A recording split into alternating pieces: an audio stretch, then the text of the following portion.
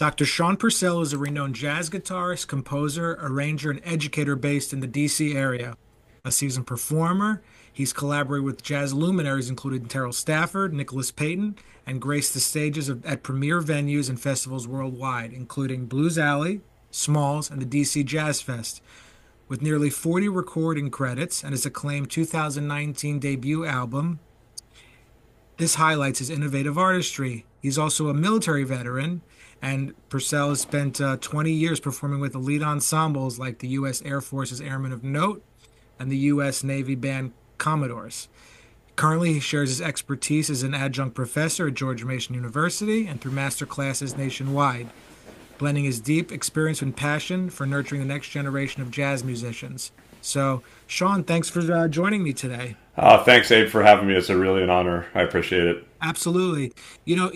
Shawn, I introduced you as Dr. Shawn Purcell, and we all know that going for a degree in music is one thing, just to get your bachelor's degree and then to go up the next level and get your master's degree. But getting a doctorate in music is no easy task, and very few musicians will end up getting there.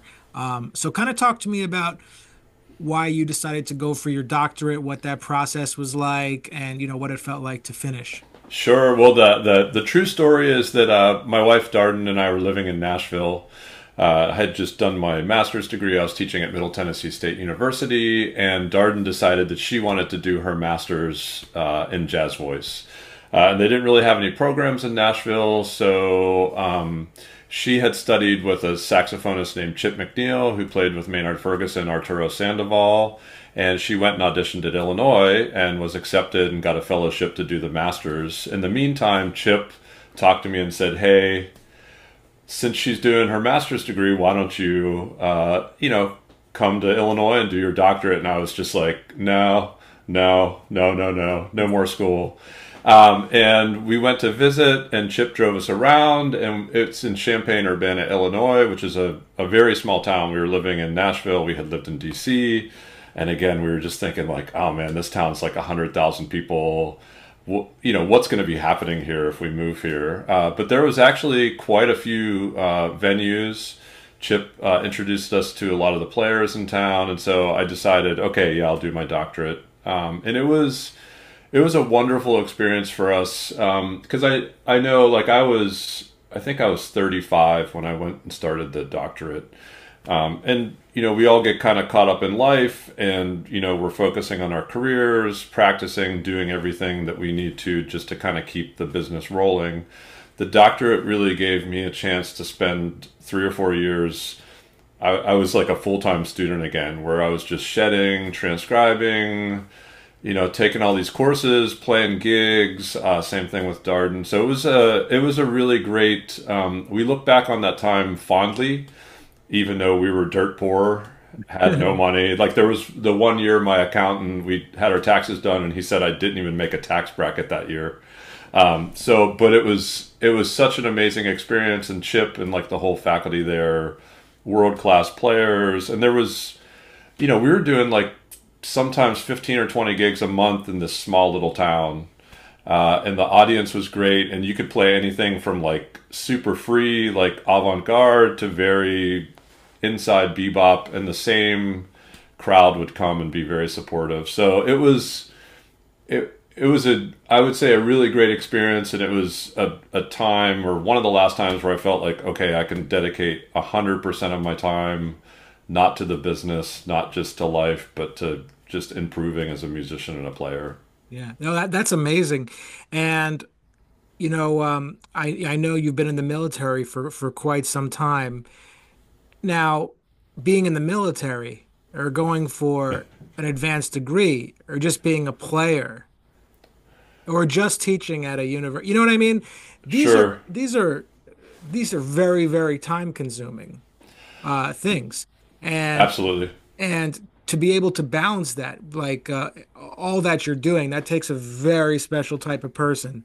So do you think that kind of coincides with, the military is obviously a higher calling, but do you think like if you didn't, maybe go for that, you wouldn't have that drive, so to speak? Because I know boot camp is no Yeah, that seemed like a lifetime ago, but yeah, it was no joke. The Air Force, I will say that we probably have the easiest of all the basic trainings, but it was still, 8 weeks of being yelled at constantly, no music, no shedding, no checking anything out, just 8 weeks of like that. Well, here's what I heard someone talk about boot camp. They said this.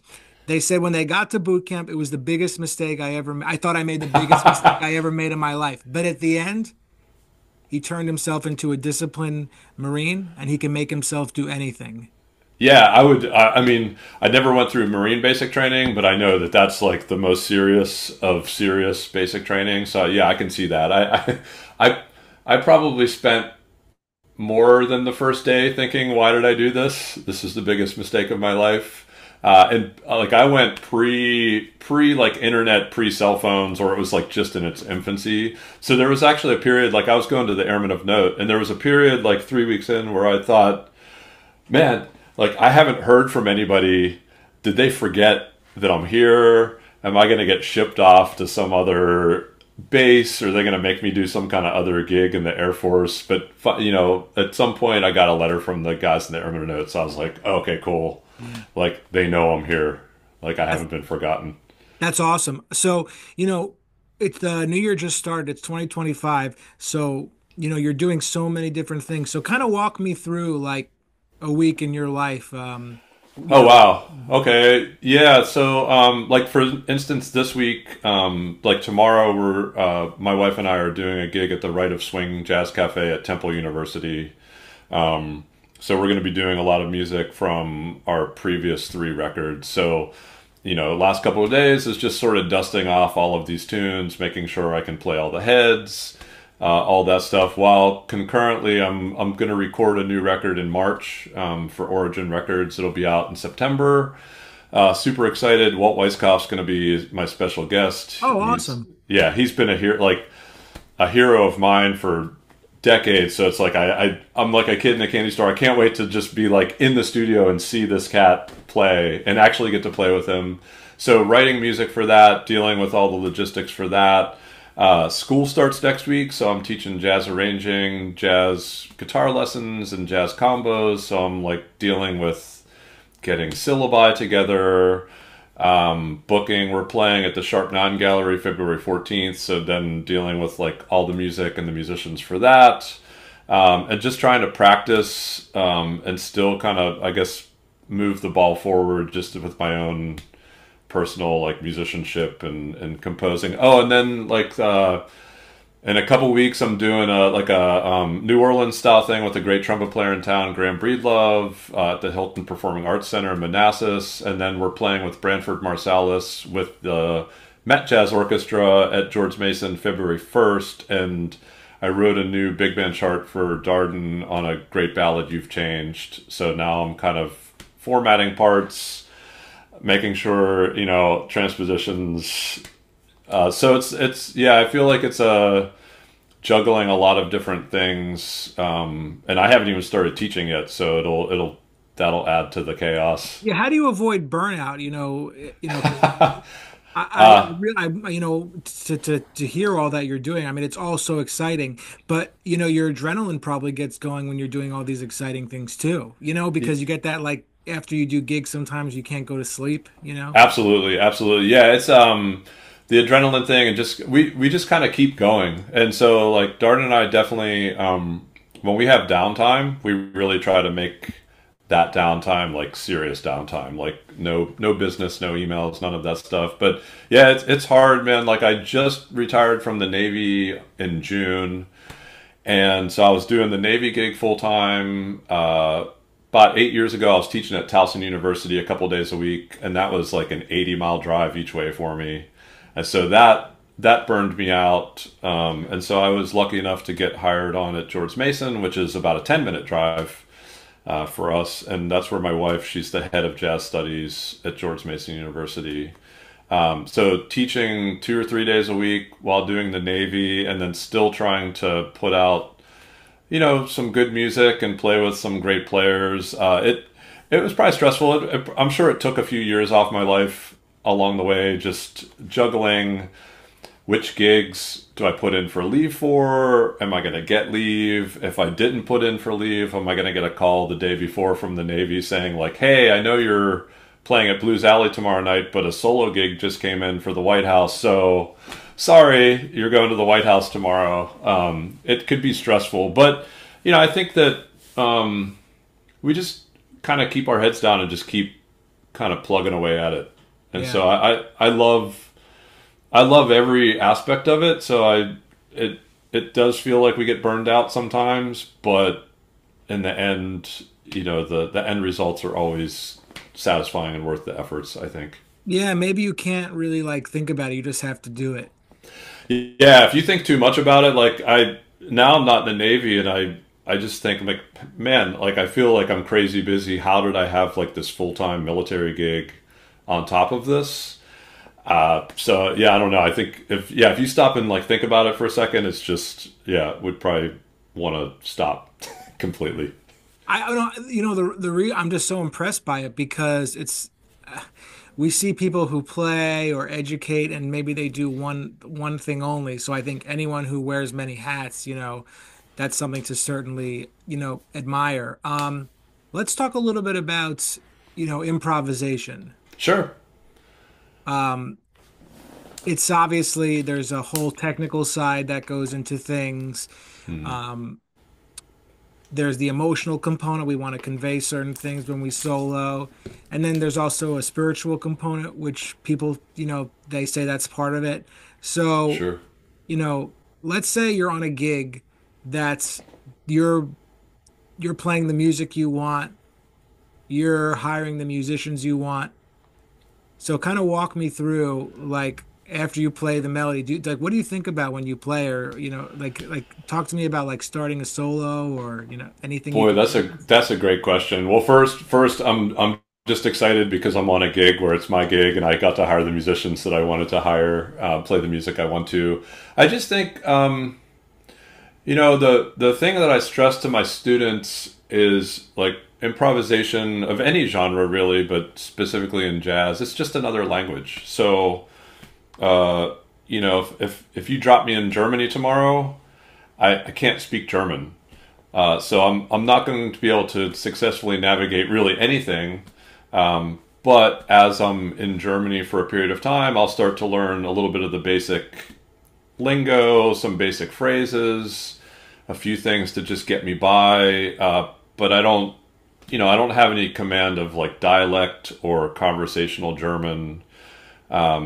So really just kind of, I don't know, immersing yourself in the music that you love. Like, so just immersing myself in the players and the musicians that I just, have loved for decades, listening to them, just trying to digest that language. And so I guess when I start a solo, depending on if I'm the first soloist or the last soloist, if I'm soloing after someone, I'm thinking about, okay, what was the conversation that soloist was having with the rhythm section? Like, what do I feel like is the vibe of that person's playing or that improvisation that day? And I try to not mimic that, but tie into what they're doing so it doesn't just become this completely different conversation that no one's having that discussion. And I think that, interacting with the rhythm section, like another thing I think I would stress to students is if I'm soloing, I feel like I'm sort of the lead voice in the conversation, but the drummer, the bass player, the pianist, if they're there, they're an equal part of that conversation. So I'm trying to also field what they're contributing musically to the conversation so that I'm not just out in left field playing a bunch of stuff that I'm like shedding at home, and I'm like desperate to get like that new like augmented or diminished idea in despite what's happening around me. So I think I try to live in the moment and just think about what is happening musically right now, what is the conversation about, and do I want to continue with that conversation? Do I want to take that conversation into a new area, a new idea? And hopefully, like, I'm never as successful as I would like to be, but hopefully it kind of leaves the other musicians and listener with some kind of feeling of Wait, like, wait, hold okay, on. Did you say you're not as successful as you'd like to be? You're still, never, never.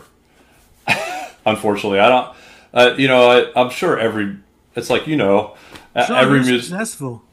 Well, I mean, I appreciate that. Like successful, like every solo that I end or hear, I think about, oh man, like I could have had a better transition, or like maybe I played this idea too many times, or man, there was an idea that I really liked, but boy, I left that idea too quickly. Why didn't I kind That's of just hang in there? that's the Yeah, journey, you know? yeah, exactly, exactly, That's the journey. Because otherwise, if you were like satisfied every time, you'd be like, oh, well, then I guess that's it. exactly. But You yeah, I gotta think chase the magic every night, or that you're on yeah, the but standing. I think just being a part of the conversation, like we've all heard musicians where you kind of feel like they're not really playing with the rest of the band members, like they're not in that same conversation. And I think younger musicians, students, like they're working out all their hip stuff, and they're just going to put it in there, whether it's musically the right decision or not. So trying to get away from having like an agenda, I guess, in my playing, where I'm Yeah, do you forcing think about forcing. when you're soloing, do you think about silence, space, like those? Because that's they always say like it's when you don't play and where you know what I mean? That's Yeah, well, I'm definitely like a over players aholic. Like I'm going through the 12-step program of trying to play less notes. yeah, As a guitar player, it's like we don't have to breathe, so we could just play 100 choruses of just straight eighth notes, 16th notes, whatever. So I do try to think about that, but I've sort of come to grips with that.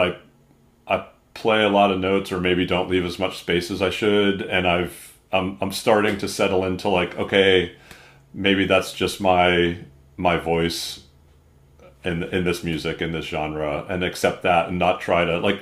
For many years, I would try to really like forcibly think about like, okay, don't play as much, but then I felt like it was less organic, not as natural. So I'm sort of trying to just always be comfortable with who I am right now in the music.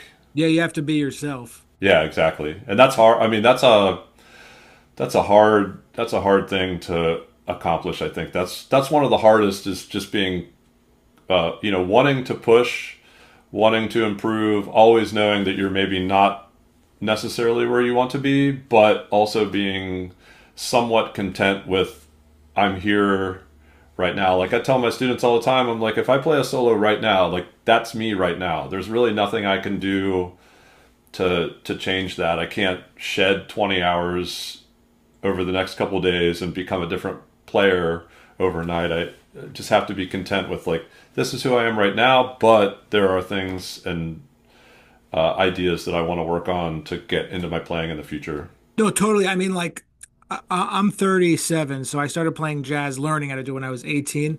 Oh So yeah, I spent, that's why I talk more about it now. I mean, because I've spent literally, like, if you mark my life in half of it has been about jazz. And right. like, it's still just as a mystery to me now than it was then. Yeah, it's And jazz I accept it. specifically. You Yeah, know? it's amazing because it's just every record that we put on, you find something new. Even records like I've been checking out Michael Brecker, his solo on Cabin Fever, like real up blues. And even after listening to that record for like 15 years, I'll still hear an idea where I'm like, oh man, like that's super cool. Like I want to get that. I want to have something like that in my playing. So it's you could listen to a tune 100 times, I think, and every single time catch where the where the bass player is putting like a little skip in their walking line, or like a voicing in the pianist, or an idea coming from the soloist or the drummer. And that's the beauty of it, is like you never run out of something to listen to, just like in one tune. It's crazy. It's Yeah. amazing. No, I totally agree. Now that you're a little older and you're educating, the next generation of young musicians, what's something sort of unconventional you think, a piece of advice you might tell a younger musician who wants to get into this business? Because I always feel like we have like our own unique perspectives about how we feel about his Sure. life professionally. Sure. I mean, specifically about the business is to be open to anything that comes their way. So I went to Duquesne University in Pittsburgh and did my undergrad there. Pittsburgh was a really great scene at the time, like big fusion, like it was in the early 90s. So like Matheny, Schofield, Brecker, like all those cats were like happening at that moment. And so that was a big thing. And then I took a gig, the Ringling Brothers Circus came to town and I played the show for a week. And the trumpet player came up and was like, "Hey man, do you want to go on tour?" And I was like 21 and I'm like, "Yeah, hell yeah. Like I want to go on tour. Like this is amazing." So I left Pittsburgh about 6 months after my degree and did 2 years with the circus. Not a jazz gig at all. But I learned so much about just like touring, being a professional, how to take care of myself. Like I got a real bad case of tinnitus, or not tinnitus, tendonitis. So I learned, okay, I got to warm up if I'm going to play for 8 hours. Learned so much, and then I went into the Air Force after that. These were two gigs that I never, like if you asked me when I was 18 years old, are you going to tour with the circus, or are you going to be in the Air Force? I'd be like, what are you talking about? Like I didn't even know those things existed. So with the students, their journey, like they have an idea of what they want their journey to be, but I would tell them to keep an open mind because things come your way along the journey that you would never expect. And there's always, like with each, thing that you do, some positives and negatives, and kind of take all those in stride as they come. Yeah. Do you have any funny stories about the circus? I mean, I've never met a musician who got to tour with the circus. That's I probably have some funny ones that I probably can't say on the internet, but yeah, it was just it was just crazy, man. Like that is crazy. Yeah. I guess not a funny story, but I was like my first train run. Like, so we lived on a train. We did a month of rehearsals. We're going from Tampa to Lakeland, Florida, and I wake up to being thrown out of my train room bed, and the train crashed. This was 1994, so it was like I opened up my door, and like half the train car was like completely blown out. And when I opened the main door, there was just like a big field. So like our train car had actually like jumped off the track, and I'm looking at a field. And this was like this was a month into the gig, like my first time on this train thing.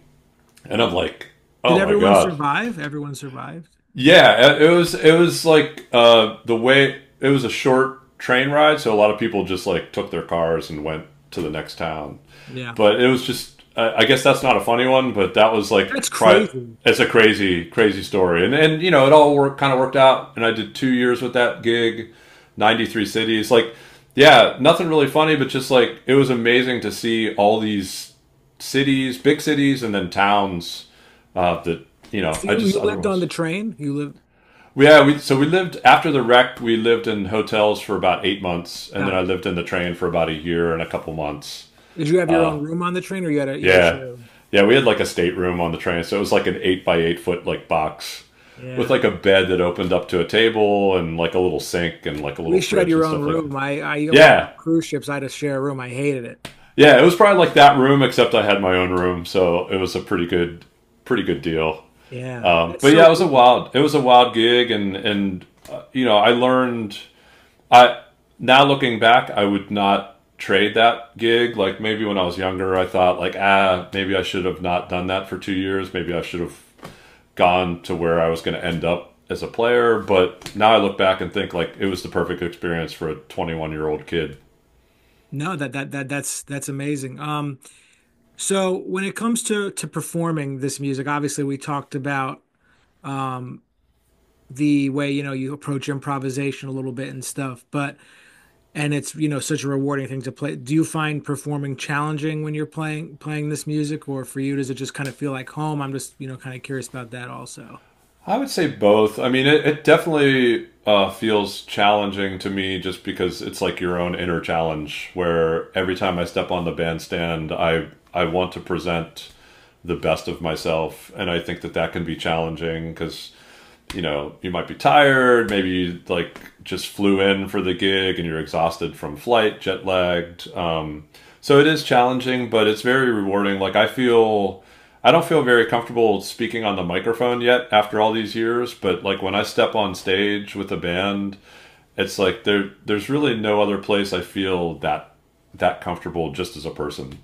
You just kind of settle into it, and it just becomes this like, it kind of washes over you, and it's always amazing. I mean, I there are a lot of times where maybe I'm not like 100% happy with what I did on stage, but I always felt like pretty comfortable in that situation or in that, you know, venue.